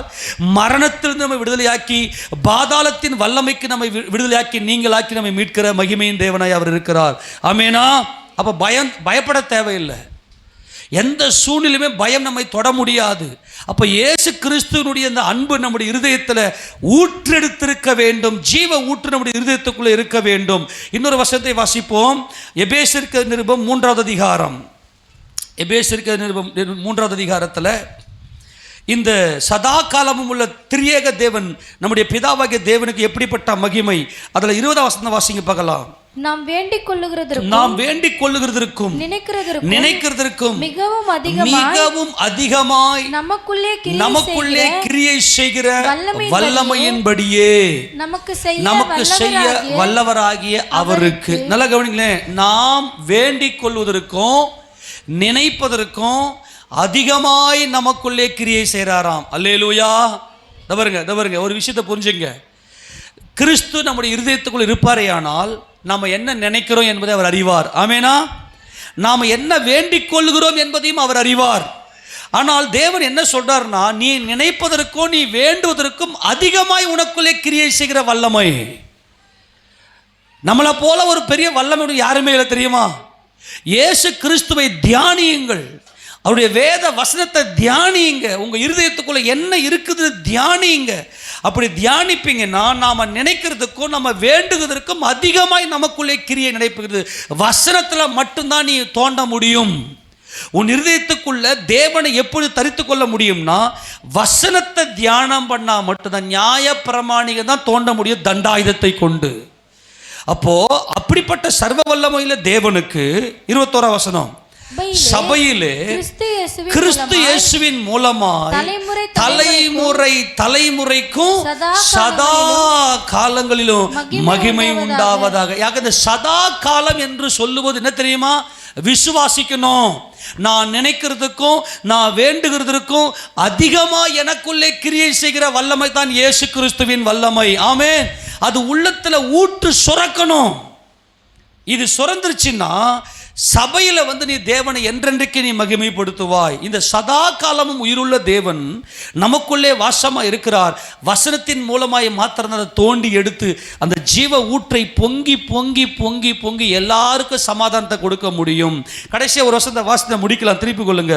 பேதுரு தம்முடைய நிருபத்தில் எழுதும்போது 4வது அதிகாரம், பேதுரு 4வது அதிகாரத்தில் 10ஆம் வசனத்தை வாசிங்க பார்க்கலாம். அவனவன் பெற்ற வரத்தின்படியே நீங்கள் தேவனுடைய பற்பல கிருபை உள்ள ஈவுகளை பகிர்ந்து கொடுக்கும் நல்ல உக்கிரானக்காரர் போல ஒருவருக்கொருவர் உதவி செய்யுங்கள். இந்த ஜீவ ஊற்று நமக்குள் இருக்கோம்னா ஒருவருக்கு ஒரு உதவி செய்வீங்க. சபையில் உங்கள் வரங்கள் கிரியை செய்ய ஆரம்பிக்கும்.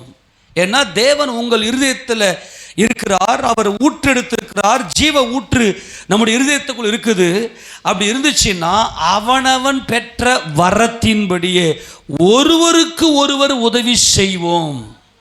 அங்கே பொல்லாப்பு இருக்காது, யார் மேலேயே கசப்பு இருக்காது, யாரை குறித்தும் பொல்லாங்கு சொல்ல மாட்டோம். ஏன்னா தேவனுடைய கிருபையின் வரம் நமக்குள் இருக்குது. நமக்கு என்ன வரத்தை தேவன் கொடுத்திருக்கிறாரோ அந்த வரத்தை அப்படியே நம்ம சபையில் செயல்படுத்துவோம். என்னென்ன எப்படி செயல்படுத்துவோம்? வாசிங்களா 11ஆம் வசனம். ஒருவன் போதித்தால் தேவனுடைய வாக்கின்படி. இப்ப போதிக்கிற வரம் இருக்குது சில பேருக்கு. நிறைய பேர் என்ன பண்றாங்கன்னா வரங்களை வச்சு தங்களை கணக்கு போட்டுக்கிறாங்க. நாங்களாம் பரலோகம் போயிடுவோம் அப்படின்னு சொல்லி. வரங்கள் என்பது நம்மை கிறிஸ்துவுக்குள்ள திடப்படுத்துவது, ஸ்திரப்படுத்துவது. இந்த வரங்களை கொண்டு நாம் கனிகளை கொடுக்க வேண்டும். அதுதான் ரொம்ப முக்கியம். இப்ப கர்த்தர் சொல்றாரு, ஒருவன் போதித்தால் தேவனுடைய வாக்கியங்களின்படி போதி. அப்போ உனக்குள்ள அந்த ஜீவ ஊற்று இருந்தா தான் தேவனுடைய வாக்கியம் என்ன என்பது நமக்கு தெரியும். அப்ப அந்த அந்த ஜீவ ஊற்றின்படியே நம்ம போதிப்போம். அடுத்தது, ஒருவன் உதவி செய்தால் தேவன் தந்தருளும் பலத்தின்படி செய்ய கடவன். நல்லா கவனிக்கணும். நீ வசனத்தை போதிக்கிற வர இருந்துச்சுனாலும் தேவனுடைய வாக்கியம் என்ன, தேவ வாக்கியம் என்னன்னு பாரு. கவனி, இந்த ஊற்று எவ்வளவு முக்கியம்.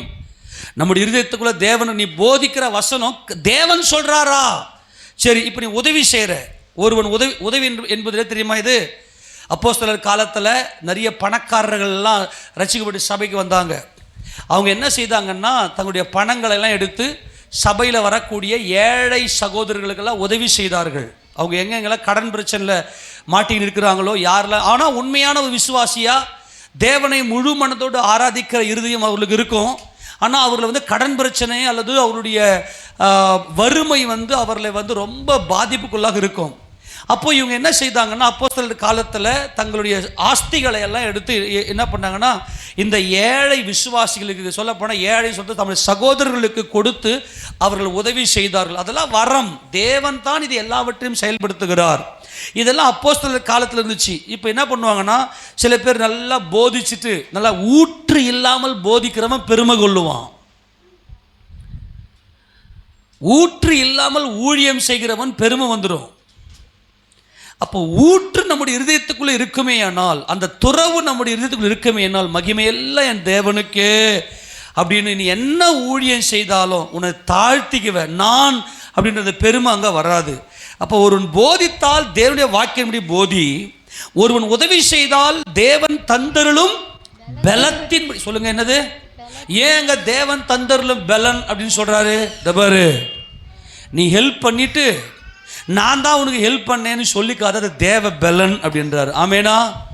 நம்ம ஆட்கள் என்ன பண்ண சொல்லி காட்டுவாங்க. ஏன்னா பெருமை, நான் தான் செஞ்சேன். இது என்னன்னா இருதயத்தில் அந்த ஊற்று இல்லை. அந்த ஊற்று இருந்துச்சுன்னா பெருமை கொள்ள மாட்டோம், எல்லாம் மனமகிழ்ச்சியா செய்வோம். ஆமேனா? இதில் விட ஒரு பெரிய கொடுமை என்னது அப்படின்னா, ரட்சிப்பு யாருடையது? கர்த்தருடையது. தேவன் தான் ஒரு மனிதனை ரட்சிக்க முடியும். பிதாவாகிய தேவன் ஒருவனை இழுத்து கொள்ளாவிட்டால் ஒருவனை என்கிட்ட வர மாட்டான். இப்போ யாரோ ஒருத்தர் ரொம்ப வேதனைப்பட்டு இருப்பாங்க, சர்ச்சைக்கு வாங்க, ஆண்டவர் உங்களை காப்பாற்றுவார் அப்படின்னு சொல்லி நம்ம ஒரு சின்ன ஒரு வார்த்தையை சொல்லி அவங்கள கூட்டின்னு வரோம். அதுதான் முடிஞ்சு போச்சு. நம்ம என்ன நம்முடைய இருதயத்துக்குள்ளே இந்த ஊற்று இருக்கும்னா கர்த்தாவே நீங்கள் பார்த்துங்க, அவ்வளோதான், முடிஞ்சு போச்சு. அதுக்கும் நமக்கும் சம்பந்தமே இல்லை. ஆண்டவர் தான் உள்ளத்தில் பூந்து பேசி அந்த வார்த்தையின் மூலமாக ரட்சிப்பார். ஆனால் என்ன செய்யறது அப்படின்னாக்கா, தேவன் கொடுத்த பலன்னு பார்க்க தெரியாது. அவங்க பாவம், அவங்க அதாவது ஆத்ம பாரம் இருக்கும், எல்லாரும் ரட்சிக்கப்படணும் அப்படின்னு சொல்லிட்டு. ஆனால் இதை பிரித்து பார்க்க தெரியாது. மகிமையெல்லாம் தேவனுக்கு தானே.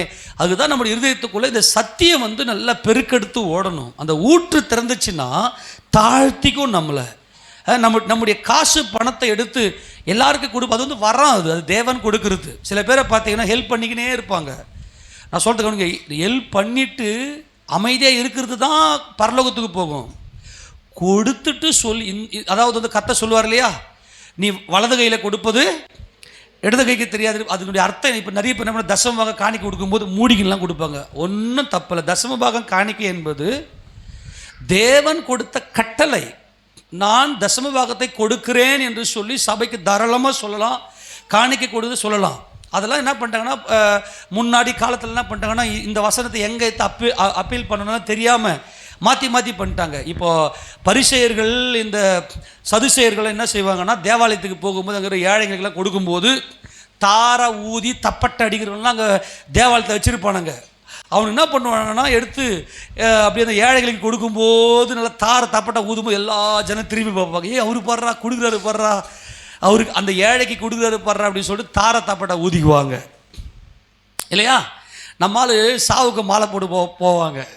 எனக்கு அது ரொம்ப கொடுமையாக இருக்கும். எனக்கு நேராக போனியா ஒரு மாலை போட்டியா வந்தியான்னு இருக்கணும் இல்லையா? நம்ம ஊரில் பார்ப்பேன், இவர் உள்ளே என்ட்ராவார், அந்த சாவு நிகழ்ச்சிக்கு என்ட்ராவார். அநேகத்துக்கு போயிட்டு ஒருத்தரை காட்டி என் பக்கத்தில் அந்த மோளை அடிங்கடான்னு சொல்லிட்டு அடிச்சு இவர் அப்படியே அந்த மாலை எடுத்துன்னு போகிறதுக்கு தார தப்பட்டை அடிச்சுன்னு போவாங்க இல்லையா? அதெல்லாம் எவ்வளோ பெரிய கொடுமை, கொஞ்சம் யோசிச்சு பாருங்க. அந்த சாவலை கூடடா உனக்கு பெருமை வரணும் பாவீங்களா? அந்த மனுஷன் சாவலை தான் உன் மாலை, அதில் வர பெரிய சாத்துப்புடி மாலை, என்ன மாலை அது? சாத்துப்புடி மாலையா, சாத்திப்புடி மாலை, அதெல்லாம் தூக்கின்னு போய் அங்கே போட்டு அதே தான் சேம் எல்லாத்துலேயும் நன்மை சேர. அதையே சொல்லி காட்டுற. சதா காலமும் உயிருள்ள தெய்வம், சதா காலம் இருக்கிற தேவன் உன் இருதயத்துக்குள் இருப்பாரேயானால் தேவ பலத்தின்படி, அதான் இங்கே பேதுரு ஒன்னொன்றா அடுக்கிறார். அப்படியே தேவ பலத்தின்படி செய். எல்லாவற்றிலேயும் சொல்லுங்க. அதை முடிச்சிட்டாரு. இப்போ எல்லாம் சொல்லிட்டாரு. சபையில செயல்படுகிற வரங்கள் எல்லாம். இப்போ ஏசப்பா நாமத்துக்கு மகிமை. நான் உண்மையா ரொம்ப கடுமையா உழைத்தீர்கள். ஆண்டு விழாவில் நான் பார்த்தேன், எல்லாருமே ரொம்ப பிரயாசப்பட்டு பண்ணி, அது தேவன் கொடுத்த பலன். அல்லேலூயா. எந்த மனுஷனும் உங்களை நீங்கள் செய்த கிரியை புகழ்ந்து பேசணும்னு எதிர்பார்க்காதீங்க. நான் ஆக்சுவலாக என்ன பண்ண தெரியுமா, நீங்கள் செய்கிற எல்லா நன்மைக்கும் பரலோகத்தில் தேவன் மகிமையாக கொடுக்குன்னு சொல்லி நல்ல காரியத்தெல்லாம் நான் அப்படியே வச்சுக்குவேன். சின்ன சின்ன காரியங்களை கொஞ்சம் மிஸ் அதை மட்டும் கரெக்ஷன் பண்ணிங்கன்னு சொல்லி எனக்கு புரிஞ்சிக்கணும். நீங்கள் அதான் எனக்கு புரிஞ்சிக்கணும். அப்பா நான் மனசார துதிப்பேன், ஆண்டவரே அவங்க பட்ட இந்த பிரயாசத்துக்கெல்லாம் நீங்கள் பலனை கொடுக்குறீங்க ஆண்டவர், கண்டிப்பாக பலன் தான் வரம். ஆமேனா. சபையில் உனக்கே தோணும், உன் இருதயத்துக்கு அந்த ஊற்று இருக்குது, நான் ஓடி போய் இந்த வேலை செய்ய போகிறேன், சபையில் இதை செய்ய போகிறேன், நான் நிறைய கொடுக்க போகிறேன், அது நிறைய நான் இதை க்ளீன் பண்ண போகிறேன். இதெல்லாம் தேவன் கொடுக்குற வரங்கள், அது பலன், அது தேவன் கொடுத்த பலன். அந்த பலத்தின்படியே செய்யுங்கள் எல்லாம் சொல்லிட்டார். எல்லாவற்றையும் இயேசு கிறிஸ்து மூலமாய் தேவன் மகிமைப்படும்படிக்கு செய்வீர்களாக, அவருக்கே மகிமையும் வல்லமையும் சதா காலங்களிலும் உண்டாவதாக. ஆமென் சொல்லாமா. அப்ப நம்ம செய்யற எல்லாமே யாருக்கு மகிமையை கொண்டு போகணும்? தேவனுக்கு மகிமையை கொண்டு போகணும். அப்போ நம்முடைய இருதயத்துக்குள்ள அந்த ஊற்று சுரக்க வேண்டும். அப்போ தேவன் வாசம் பண்ணுகிற அந்த இடமே நம்முடைய இருதயம் தான். என் மகனே, உன் இருதயத்தை எனக்கு தாய் என்று சொல்லுகிறார். அப்போது உண்மையிலேயே உன் இருதயத்துக்குள்ளே இந்த ஊற்று இருக்குதுன்னா இதெல்லாம் நீங்கள் வச்சு உங்களை கம்பேர் பண்ணி பார்த்துக்கணும். எப்படி இருக்கிறேன்? என் இருதயத்துக்குள்ளே என் தேவன் வாசமாக இருக்கிறாரா? ஆபிரகாம் தோண்டின அந்த ஊற்று இன்னைக்கு என் இருதயத்தில் அந்த ஊற்று இருக்குமே. ஆனால் ஆபிரகாம் இரக்கமுள்ள தகப்பனாக இருந்தது போல நானும் என் சபையில், என் குடும்பத்தில், எல்லா இடத்துல இரக்கமுள்ளவனாக இருப்பேன் என்பதை நீங்கள் முடிவு செய்து கொள்ளலாம். சந்தோஷம் வேறு எங்கேயுமே இல்லை, உன் மனசில் தான் சந்தோஷம் இருக்குது. அந்த சந்தோஷம் நமது ஆண்டவராகிய தேவன். ஆமேன். இந்த வேத வசனத்தை வச்சு நல்லா உங்களை கம்பேர் பண்ணுங்க, தியானிங்க, தோண்டுங்க, உங்கள் இருதயத்தின் ஆழத்தில் போங்க, நல்லா ஆழமாக தியானிங்க, வசனத்தை நல்லா ஆழமாக தியானிங்க. இந்த வசனம் ஏன் இப்படி சொல்லப்பட்டுகிறது, இந்த வசனத்துக்கு எனக்கு என்ன சம்பந்தம் அப்படின்னு சொல்லுங்க. உங்கள் இருதயம் வாழும். ஆமேன். உங்கள் இருதயம் சோர்ந்து போகாது. ஏனென்றால் இயேசு கிறிஸ்துவை ஆராதிக்கிற ஒருத்தனும் கெட்டு போவதில்லை. உங்கள் இருதயத்தில் மனமகிழ்ச்சி கம்பீரிக்கும், உங்கள் இருதயத்துக்குள்ளே சந்தோஷம் பூரிக்கும், எல்லா விதமான சமாதானமும் உங்கள் இருதயத்துக்குள்ளே வரும். இயேசு கிறிஸ்து வந்த அந்த இருதயத்துக்குள்ளே பரிபூர்ண சமாதானம் என்றென்றைக்கும் நிலைத்திருக்கும். ஆமேனா. நீங்கள் பார்த்துக்கினே இருங்களேன், நீங்கள் பார்த்துக்கினே இருங்க. இயேசு ராஜாவுடைய வார்த்தையை கேட்க வரீங்க. நீங்கள் அவருடைய வார்த்தையை கேட்க கேட்க கேட்க உங்கள் இருதயத்துக்குள்ளே அந்த ஆழம் உள்ளே போகும். உங்களுக்கே தெரியாது, எல்லாம் மைண்டுக்கு வரும், எல்லாம் உங்கள் சிந்தனையில் இருக்கும். ஒரு ஏற்ற வேளையில் பரிசுத்த ஆவியானவர் அந்த வசனத்தெல்லாம் காண்பித்து உங்கள் இருதயத்துக்குள்ள அந்த ஊற்றை சுரக்க விடுவார். அந்த ஊற்று திறக்கப்படும். உங்கள் வாழ்க்கையில் எல்லா விதமான சமாதானமும் சந்தோஷமும் நித்திய மகிழ்ச்சி என்றென்றைக்கு உங்கள் தலைமையில் இருக்கும். ஆமேன் சொல்லாமா. நம்ம எல்லாரும் முழங்கால் படியிட்டு, ஆண்டவரே இந்த ஊற்று தண்ணீருக்காய் நான் நம்மை ஸ்தோத்தரிக்கிறேன், என் இருதயத்துக்குள்ளே வந்ததுக்காய் ஸ்தோத்தரிக்கிறேன்.